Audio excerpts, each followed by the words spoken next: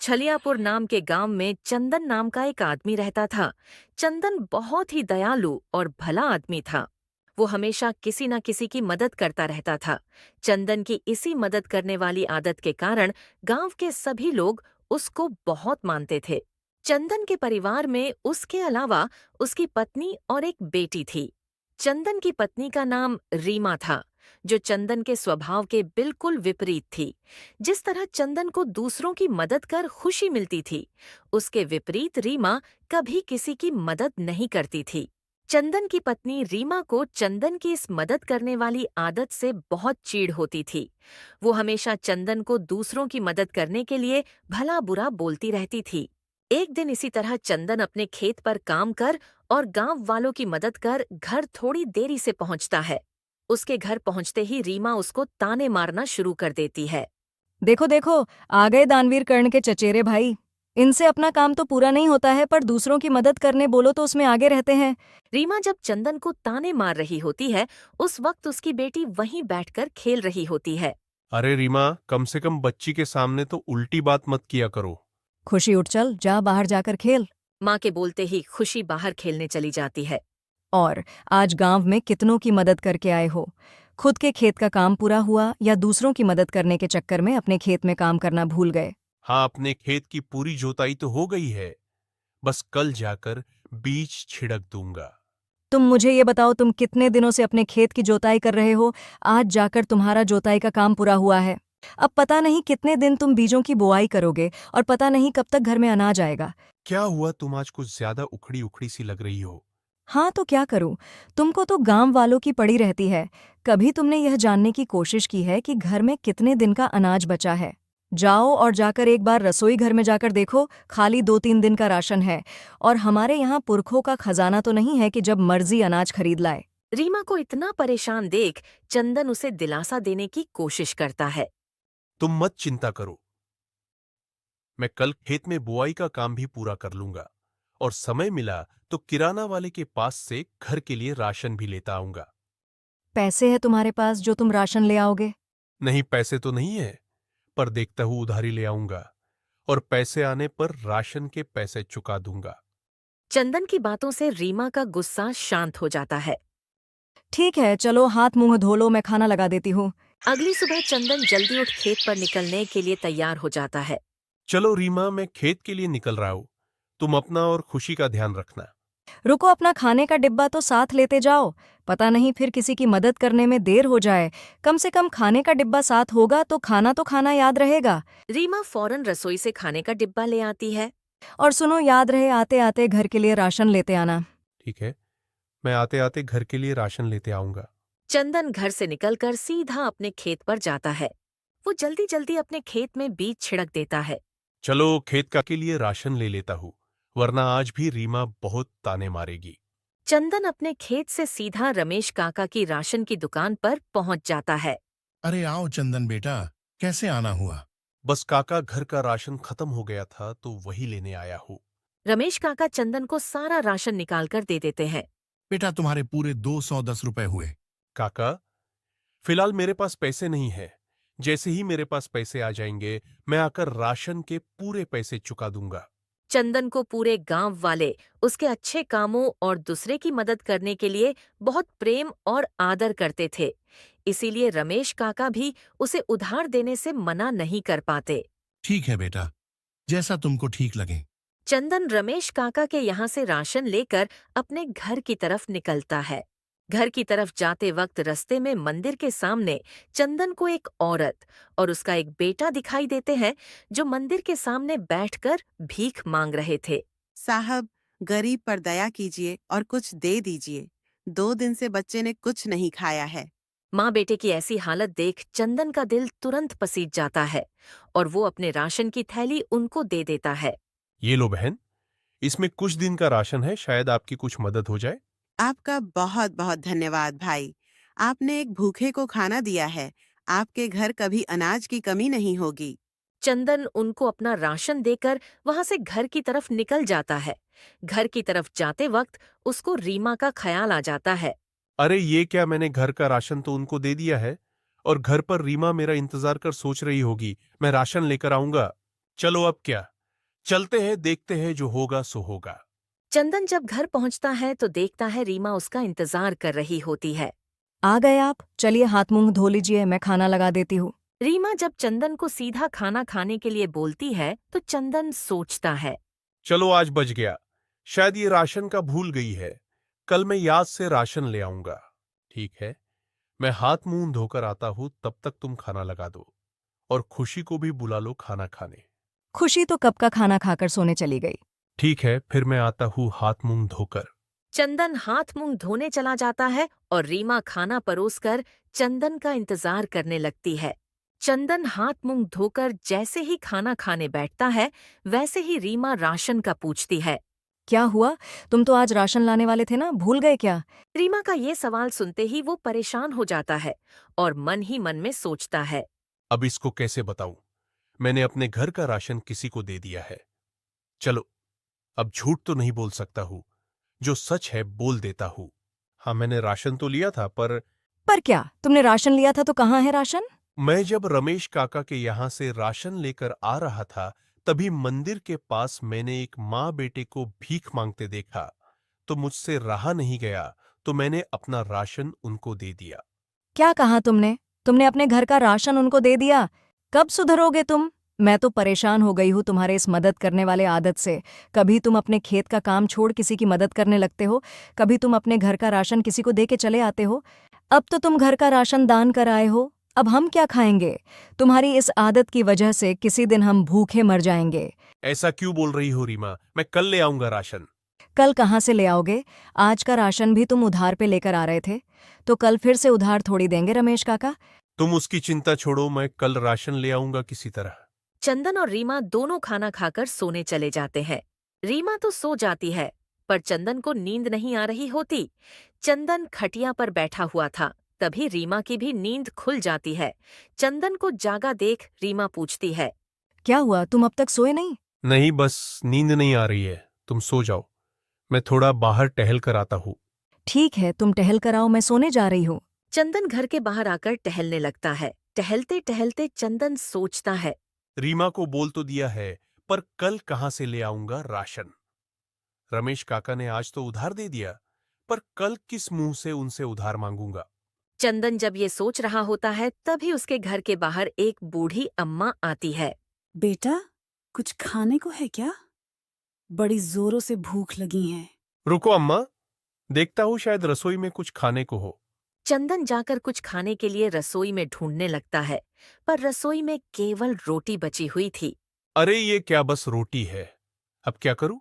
चलो एक काम करता हूं, अभी अम्मा को रोटी और गुड़ दे देता हूं, कम से कम उनकी भूख शांत हो जाएगी। चंदन घर के बाहर खड़ी अम्मा को घर में बुलाकर रोटी और गुड़ खाने को दे देता है। अम्मा का खाना खाकर हो जाता है, तभी चंदन उनसे माफी मांगने लगता है। अम्मा मुझे माफ कर देना, फिलहाल मेरे घर में यही खाने के लिए था, तो मैं आपको यही दे पाया। अरे कोई बात नहीं बेटा, तुमने जो दिया बड़े प्यार से दिया, इसीलिए इसमें तुम्हें माफी मांगने की कोई जरूरत नहीं है। ठीक है बेटा, तो मैं चलती हूँ, तुम्हारा धन्यवाद। ठीक है अम्मा, जैसा आपको सही लगे। अम्मा को खाना खिलाने के चक्कर में चंदन कल राशन लाने की चिंता को भूल जाता है और जाकर सो जाता है। अगली सुबह जब रीमा चंदन के लिए खाने का डिब्बा भरने जाती है, तो देखती है कि रात को जो रोटी बची थी, जो उसने चंदन के डिब्बे के लिए रखी थी, वो गायब है। रोटियों को गायब देख रीमा चंदन को आवाज लगाती है। सुनते हो, जरा यहाँ रसोई घर में आना तो। रीमा की आवाज सुन चंदन रसोई घर में आता है। हाँ बोलो, क्या हुआ? कुछ काम है क्या? घर में आटा खत्म हो गया था और तुमने कल का राशन तो बांट दिया था, इसीलिए मैंने रात को 2-3 रोटी तुम्हारे डिब्बे के लिए बचाकर रख दी थी, पर जब सुबह आकर मैंने देखा तो वो रोटियां यहाँ नहीं हैं। रीमा से यह बात सुन चंदन परेशान हो जाता है और सोचता है। अरे ये क्या, अब ये मैंने क्या कर दिया? अगर अब इसे ये पता चला कि रात को मैंने वो बची हुई रोटियां अम्मा को खिला दिया, तो ये तो मुझे ताने मार मार कर पागल कर देगी। अरे रात को शायद चूहा वगैरह कुछ आया होगा, तो उसी ने खा लिया होगा। हाँ, शायद ऐसे ही हुआ होगा, पर अब तुम क्या लेकर जाओगे डिब्बे में? तुम मेरी छोड़ो, घर में आटा खत्म हो गया है, तो फिर तुम और खुशी क्या खाओगी दिन में? तुम हमारी चिंता मत करो, हमारे लिए चावल है, हम वो खा लेंगे, पर आज तुम किसी भी तरह राशन ले आना। ठीक है, मैं आज कैसे भी राशन ले आऊंगा। चंदन तुरंत घर से निकलकर बाजार जाता है ताकि किसी तरह घर के लिए राशन का जुगाड़ कर सके। चलते चलते चंदन नदी के किनारे वाले पत्थर के पास आकर बैठ जाता है। अब क्या करूं? कहाँ से मिलेगा मुझे राशन के लिए पैसा? चंदन घर के राशन की चिंता कर ही रहा होता है, तभी वहां सामने से ब्रिजेश सेठ गुजर रहे होते हैं। ब्रिजेश सेठ चंदन को परेशान देख उसके पास जाते हैं। क्या हाल है चंदन? थोड़ा परेशान नजर आ रहे हो। कुछ हुआ है क्या? हाँ सेठ जी, एक छोटी सी परेशानी तो है। मुझे बताओ, शायद मैं तुम्हारी कोई मदद कर सकूं। सेठ जी, मेरे घर का राशन खत्म हो गया है और मेरे खेत की फसल भी अभी तैयार नहीं हुई है कि जिसे बेचकर मैं घर का राशन भरा सकूं। बस इतनी सी बात। तो एक काम करो ना, जाकर रमेश काका की दुकान से उधारी पर राशन ले लो और जब पैसे आ जाए तब दे देना। सेठ जी, यही तो परेशानी है। मैंने कल ही रमेश काका के यहाँ से राशन लिया था उधारी पर। फिर क्यों चाहिए तुम्हें राशन? सेठ जी, हुआ ऐसे कि कल मैं जब राशन लेकर घर जा रहा था तो मुझे मंदिर के पास एक माँ बेटे की जोड़ी मिली थी जिन्हें उस राशन की जरूरत मुझसे ज्यादा लग रही थी, तो मैंने वो उन्हें दे दिया। वाह रे चंदन, तुम्हारे भी क्या कहने। खुद के घर पर खाने को राशन नहीं है और तुम अपने घर का राशन किसी और को देकर आ गए। हाँ सेठ जी, पर मैं क्या करता, मुझसे उनकी तकलीफ देखी नहीं गई, इसीलिए दे दिया। और अब वापिस रमेश काका के यहाँ से उधार राशन तो नहीं ले सकता, इसीलिए परेशान हूं, क्या करूं। हाँ, तो परेशान क्यों हो रहे हो? मुझसे पैसे ले लो और जाकर राशन ले लो, और जब तुम्हारे पास पैसे आ जाए तो दे देना। नहीं सेठ जी, मुझे माफ कर दीजिए, पर मैं आपसे पैसे नहीं ले सकता हूं। अभी काका की उधारी हो गई है, उस पर आपकी भी उधारी हो जाएगी। ब्रिजेश जानता था कि चंदन उससे पैसे नहीं लेगा और वो उसको परेशान भी नहीं छोड़ सकता था, इसीलिए वो एक तरकीब लगाता है। अगर ऐसी बात है तुम मुझसे पैसे नहीं ले सकते, तो तुम मेरे लिए काम तो कर सकते हो ना। आज तुम मेरे खेत पर चलकर काम करो, उसके बदले पैसे ले लेना और फिर घर का राशन भर लेना। ब्रिजेश सेठ से यह सुझाव सुन चंदन फौरन तैयार हो जाता है। हाँ, ये ठीक रहेगा सेठ जी। आज दिन भर मैं आपके यहाँ पर काम कर लेता हूँ, इसके बदले आप मुझे कुछ पैसे दे देना, इससे मेरा काम हो जाएगा। फिर क्या था, चंदन ब्रिजेश सेठ के साथ उसके खेत पर जाता है और जमकर मेहनत करता है। चंदन का काम खत्म होने के बाद ब्रिजेश उसे पैसे देता है और कहता है, देखो चंदन, अब राशन खरीद कर सीधे अपने घर ले जाना, यहाँ वहां दान मत कर देना। हाँ सेठ जी, चलो चलता हूँ। चंदन वहां से निकलकर सीधा रमेश काका के यहाँ जाता है। नमस्ते काका, थोड़ा घर के लिए राशन लेना था। हाँ बोलो ना बेटा, क्या क्या दूं? काका, बस वही चीजें दे दो जो कल दिया था। अरे क्या बात है, कल ही तो तुम राशन लेकर गए थे ना बेटा, इतनी जल्दी खत्म? कहीं भंडारा रखा था क्या? बस ऐसा ही कुछ समझिए। चंदन कल वाली पूरी बात रमेश काका को बताता है। तुम्हारा भी क्या कहना बेटा? काका, आपकी एक मदद चाहिए थी। मैं आज कुछ पैसे तो साथ लाया हूँ, पर मेरे पास जितने हैं उतने शायद पिछले और आज के राशन के हिसाब से थोड़े कम होंगे। ठीक है बेटा, तुम्हारे पास जितने भी है फिलहाल उतने दे दो, बाकी का जब तुम्हारे पास आ जाए तब दे देना। काका की यह बातें सुन चंदन बहुत खुश होता है और काका का धन्यवाद करने लगता है। धन्यवाद काका, मेरे पास जैसे ही पैसे आएंगे मैं आपका सारा कर्जा चुका दूंगा। इस बार चंदन काका के यहाँ से राशन लेकर सीधा अपने घर जाता है।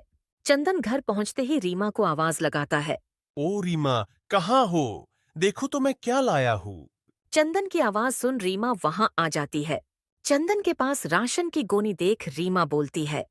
भगवान का लाख लाख शुक्र है, आखिर आज तुमने कम से कम अपने घर का राशन किसी को दान नहीं किया। नहीं रीमा, मुझे भी पता है कि मुझे लोगों के साथ साथ अपने घर का भी ध्यान रखना चाहिए। फिर उस रात चंदन, रीमा और खुशी तीनों मिलकर खाना खाते हैं। कुछ दिन इसी तरह शांतिपूर्वक बीत जाते हैं। चंदन रोज अपने खेत पर जाता, खेत की फसल का जायजा लेता और फिर वहां से गांव में किसी न किसी की मदद करने निकल जाता। कुछ दिनों के बाद चंदन की फसल लहराने लगती है। अपनी लहराती फसल को देख चंदन कहता है। चलो, बहुत बढ़िया है। इस बार तो फसल बहुत ज्यादा मात्रा में हुई है। इसमें कुछ घर के लिए काम आ जाएगा और कुछ को बेचकर मैं मेरे छोटे मोटे कर्ज चुका दूंगा। फिर क्या था, चंदन लग जाता है अपने खेत की फसल की कटाई में। देखते ही देखते वो सारी फसल को काट देता है। चंदन कटी हुई फसल को बोरियों में भर कर रख देता है। चलो कटाई तो हो गई। अब सारी बोरियों को एक एक कर घर ले जाता हूँ। फिर कल से कुछ बोरियों को बाजार में ले जाकर बेच दूंगा। चंदन धीरे धीरे एक एक कर सारी बोरियां अपने घर में लाकर रख देता है। इतना सारा अनाज देख रीमा बहुत खुश होती है। क्या बात है जी, लगता है इस बार तो फसल पिछले बार के मुकाबले दुगनी हुई है। हाँ, कुछ ऐसा ही समझो। आखिर मेरी मेहनत कहीं ना कहीं तो दिखाई देगी ही ना। हाँ, सही कहा तुमने। एक काम करना, तुम इसमें से कुछ बोरियां घर के लिए रख दो और बाकी का बाजार में ले जाकर बेच दो। इससे काफी अच्छी कमाई हो जाएगी। हाँ, मेरा भी कुछ यही इरादा है। बेचे हुए अनाज से जो पैसे मिलेंगे उससे रमेश काका की उधारी भी चुका दूंगा। ठीक है, जैसा तुमको सही लगे। फिर चंदन कुछ अनाज की बोरियां उठाकर रसोई घर में रख देता है। चलो अब हाथ मुंह धो लो, मैं तुम्हारे लिए खाना लगा देती हूँ। ठीक है, तुम खाना लगाओ, मैं आया हाथ मुंह धोकर। फिर अगली सुबह ओ रीमा, कहाँ हो? मैं बाजार जा रहा हूँ और साथ में अनाज की बोरियां ले जा रहा हूँ। लगे हाथ जितना हो सके बेच आऊंगा। चंदन की आवाज सुन रीमा वहां आती है। देखो, जा तो रहे हो अनाज बेचने, पर देखना कहीं दान मत कराना। अनाज बेचे हुए पैसों से ही मैं रोज के लिए साग सब्जी खरीद पाऊंगी। हाँ ठीक है, तुम उसकी चिंता मत करो, मैं अनाज बेचकर पैसे घर ही लाऊंगा। और एक बात, आज कितनी बोरी लेकर बाजार जाओगे? सोच तो रहा हूं 2 बोरी लेकर जाता हूँ। फिर अगर अच्छे पैसे मिले तो कल से ज्यादा ले जाऊंगा। अगर 2 बोरी लेकर जा रहे हो तो कम से कम 1,000 रुपए बनने चाहिए दोनों के। वो कैसे? मैं कुछ समझा नहीं। देखो, हमारे फसल की गुणवत्ता काफी अच्छी है और मैंने बाजार में इस तरह की फसल कम से कम 500 रुपए बोरी बिकते देखा है। तो इसके हिसाब से हमारी 2 बोरियों की 1,000 हुए ना। अगर ऐसी बात है तो मैं भी 1 बोरी के 500 रुपए लूंगा। ठीक है, तो मैं जाता हूँ। हाँ ठीक है, जाओ, पर मेरी दोनों बातें याद रखना। चंदन अनाज की 2 बोरियां उठाता है और बाजार की ओर निकल जाता है। बाजार पहुंचकर वो एक छोटी सी जगह पर अपनी अनाज की बोरी रख लोगों को आवाज देने लगता है। आसपास से लोग आते जाते हैं और भाव पूछ पूछ निकल जाते हैं। इसी तरह कुछ समय बीत जाता है। कितना समय हो गया पर अब तक कुछ भी नहीं बिका। ऐसा चलता रहा तो ये अनाज की बोरियों को बाजार लाना व्यर्थ हो जाएगा। चंदन के अनाज की बिक्री नहीं हो रही थी। इससे परेशान हो वो भगवान से विनती करने लगता है। हे भगवान, क्या हुआ? आज का पहला ही दिन लगता है मेरा खराब जाने वाला है। हे प्रभु, कुछ तो बिकवा दो। कम से कम कुछ पैसे तो घर लेकर जाऊंगा। चंदन भगवान से विनती कर ही रहा होता है, तभी एक गरीब लड़का उसके पास आता है। काका, मुझे थोड़ा सा अनाज दे दो। मेरे घर पर मेरी भूखी माँ है, उसने कुछ दिनों से कुछ नहीं खाया है। इसके बदले मेरे पास कुछ पैसे हैं, ले लो। उस लड़के को देख चंदन पूछता है। कौन हो बेटा तुम? तुम्हें तो मैं पहली बार इस गांव में देख रहा हूं। काका, मेरा नाम किशन है, मेरे पिताजी नहीं हैं और मेरी माँ की तबीयत बहुत खराब रहती है। मैं इसीलिए गांव गांव घूम कर कुछ खाने का इंतजाम कर उनका ध्यान रखता हूँ। किशन की दर्द भरी बातें सुन चंदन को बहुत बुरा लगता है। बेटा, तुम मेरा एक काम करोगे क्या? हाँ बोलिए काका, क्या करना है? बेटा, कुछ करना नहीं है, बस कुछ देर तुम मेरे साथ यहां बैठो। मैं ये एक गोनी अनाज बेच देता हूं, फिर कुछ अनाज लेकर मैं तुम्हारे साथ तुम्हारे घर चलता हूं। चंदन की बात मानकर किशन वहीं उसके बगल में बैठ जाता है। देखते ही देखते कुछ ही देर में एक धनी व्यक्ति आता है और चंदन से कहता है। और भाई, ये अनाज की बोरी कैसे दी? साहब, एक गोनी की कीमत पूरे 500 रुपए है, पर आपको जो सही लगे दे दीजिए। देखो भाई, अनाज की गुणवत्ता तो काफी अच्छी है, इसीलिए मैं तुम्हें 500 रुपए पूरे दूंगा। वो व्यक्ति चंदन को पैसे देता है और वहां से एक गोनी लेकर चला जाता है। अरे बेटा, तुम मेरे लिए आज बहुत भाग्यशाली हो। देखो, सुबह से कुछ भी अनाज नहीं बिका था और तुम्हारे आते ही मेरी एक गोनी बिक गई। ऐसा कुछ नहीं काका, सब नसीब का खेल है। मेरे आने से थोड़ी ऐसा हुआ होगा। चलो बेटा, मुझे तुम अपने घर ले चलो। ठीक है काका, चलिए मेरे पीछे पीछे आ जाइए। चंदन किशन के पीछे पीछे जाने लगता है और थोड़ी देर में चलते चलते चंदन किशन के साथ साथ गांव के बाहर चला जाता है। किशन बेटा, अभी और कितनी दूर है तुम्हारा घर? चलते चलते हम गांव के बाहर आ गए हैं। थोड़ी देर में तो जंगल आ जाएगा। हाँ काका, बस हम आ ही गए हैं, मेरा घर जंगल के पास ही है। क्या कहा बेटा? तुम्हारा घर जंगल में है? हाँ काका, क्यों बेटा, तुम्हें कहीं और जगह नहीं मिली क्या रहने को? नहीं काका, क्या करते, हमारे पास इतने पैसे ही नहीं थे कि हम कहीं जमीन लेकर घर बना सके। इसीलिए जंगल में ही एक छोटी सी झोपड़ी बना ली। रुको बेटा, मैं आज ही गांव में लौटते समय गांव के मुखिया से बात कर लूंगा, ताकि वो तुम लोगों को रहने के लिए गांव में कहीं जगह दे सके। चलेगा काका, इससे तो हमारी बहुत मदद हो जाएगी। चलो बेटा, अब जल्दी जल्दी तुम्हारे घर चलते हैं, वरना अगर ज्यादा समय हो गया तो मुझे घर लौटने में भी देर हो जाएगी। ठीक है काका, चलिए। चंदन और किशन फिर से किशन के घर की ओर निकल जाते हैं। चलते चलते आखिर दोनों किशन के घर पहुंच जाते हैं। चंदन जब किशन के घर के अंदर जाता है तो देखता है किशन की माँ बिस्तर पर लेटी होती है। किशन की माँ की हालत काफी खराब दिख रही थी। माँ को सोते देख किशन आवाज लगाता है। उठो माँ, देखो आपसे मिलने कौन आया है। किशन की आवाज सुन उसकी माँ उठ जाती है। हाँ बोलो बेटा, कौन आया है? माँ देखो, ये काका आए हैं और अपने साथ ढेर सारा अनाज भी लाए हैं। अरे भाई साहब, आपका बहुत बहुत धन्यवाद। आपने हम गरीब को अनाज देकर बहुत पुण्य का काम किया है। इसके बदले भगवान भी आपको हमेशा धन धान्य से भरा रखे। अरे बहन, धन्यवाद कहकर मुझे पाप का भागीदार मत बनाओ।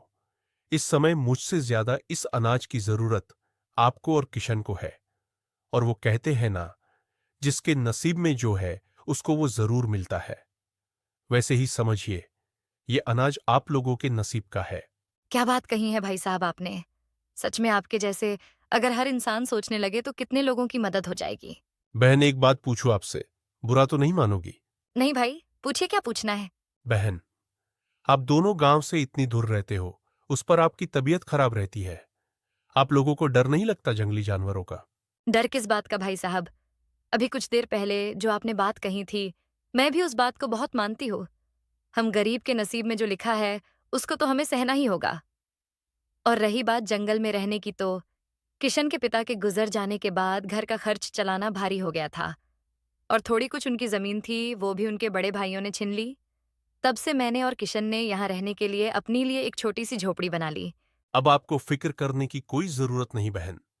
मैं गांव में जाते ही सबसे पहले गांव के मुखिया से बात कर आप लोगों के रहने के लिए जगह दिलवा दूंगा। आपको क्या लगता है मुखिया जी मान जाएंगे? हाँ, क्यों नहीं मानेंगे, मैं हूं ना। अगर वो नहीं मानेंगे तो मैं आपको मेरी जमीन पर घर बनाकर दूंगा, पर अब मैं आप लोगों को यहां नहीं रहने दूंगा। ठीक है भाई साहब, आप एक बार मुखिया जी से बात करके देखिए। अगर वो मान जाए तो बहुत अच्छा होगा। ठीक है बहन, मैं चलता हूं। अब मैं आप लोगों को कल मिलता हूं, मुखिया काका से बात करके। अरे रुकिए भाई, अब आप इतनी दूर आए हैं तो कुछ खाकर जाइए। मैं अभी आपके लिए कुछ बना देती हूँ। नहीं, रहने दीजिए, मुझे आज बहुत देर हो गई है। घर पर मेरे परिवार वाले भी इंतजार कर रहे होंगे, पर मैं कल आऊंगा तो पक्का खाना खाकर जाऊंगा। ठीक है भाई साहब, जैसा आपको सही लगे। चंदन किशन के घर से निकल के अपने घर की तरफ चला जाता है।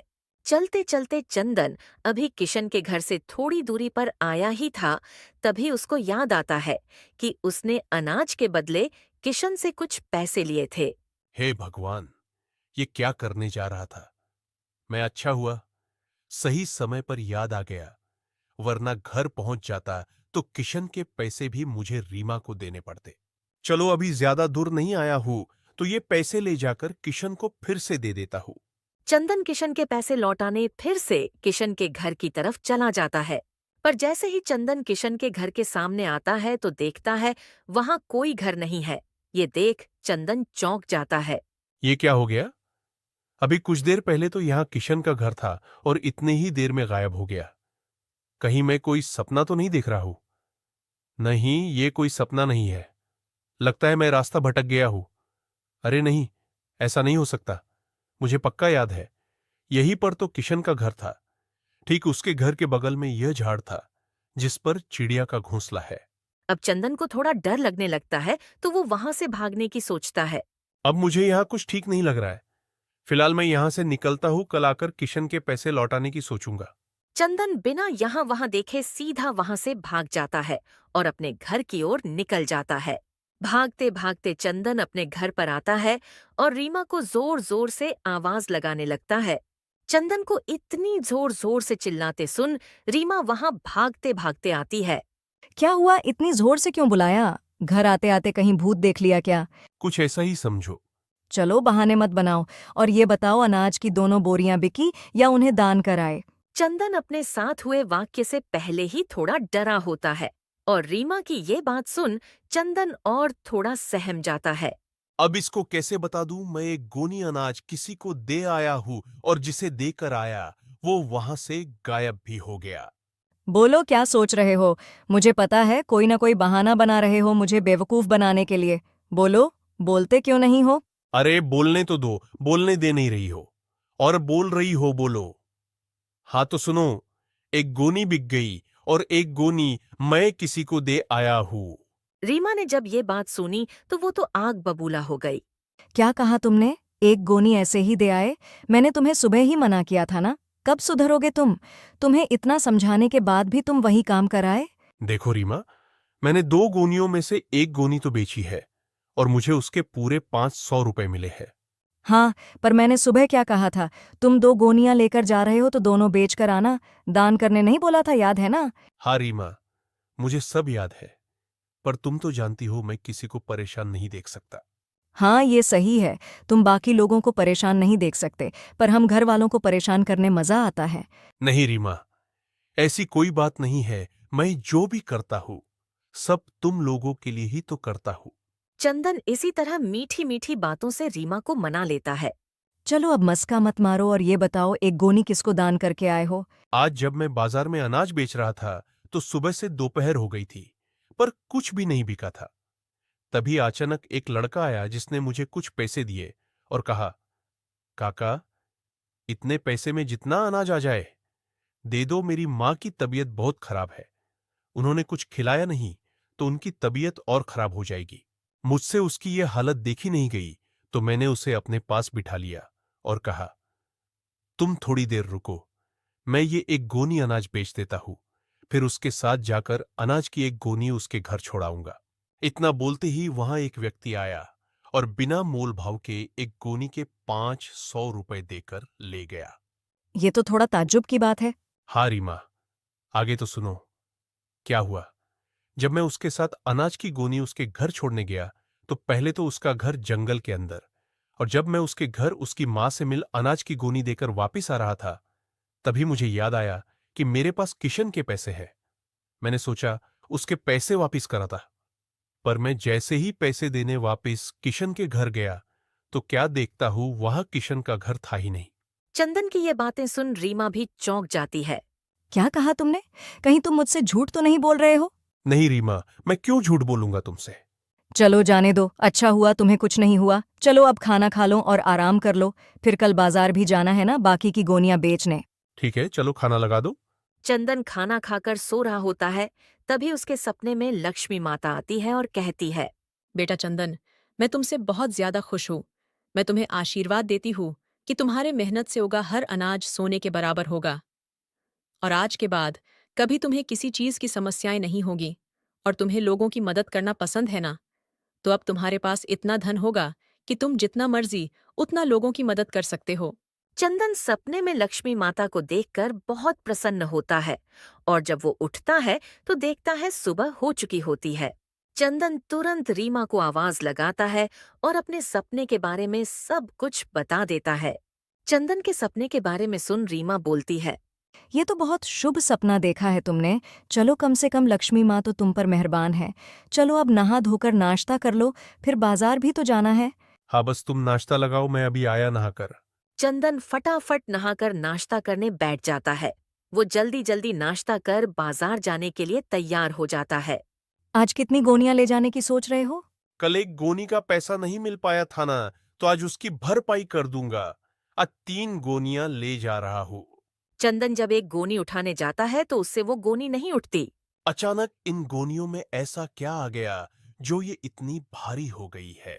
चंदन अपनी पूरी ताकत लगाकर उसे उठाने की कोशिश करता है, पर जैसे ही थोड़ा उठाता है गोनी नीचे गिर जाती है और गोनी के गिरते ही उसमें से सोने के सिक्के बिखर के गिर जाते हैं। सोने के सिक्के देख चंदन और रीमा के होश ही उड़ जाते हैं। देखो रीमा, क्या यह सब सही है या मैं अभी भी सपना देख रहा हूँ? नहीं, तुम कोई सपना नहीं देख रहे हो, ये सब सही है। लगता है सच में लक्ष्मी माँ तुम पर प्रसन्न हो गई और अनाज की गोनियों में रखा अनाज सोने के सिक्के में बदल गया है। दोनों पति पत्नी मिलकर लक्ष्मी माँ को धन्यवाद करने लगते हैं और जिंदगी भर गरीब और बेसहारा लोगों की मदद करने की प्रतिज्ञा लेते हैं।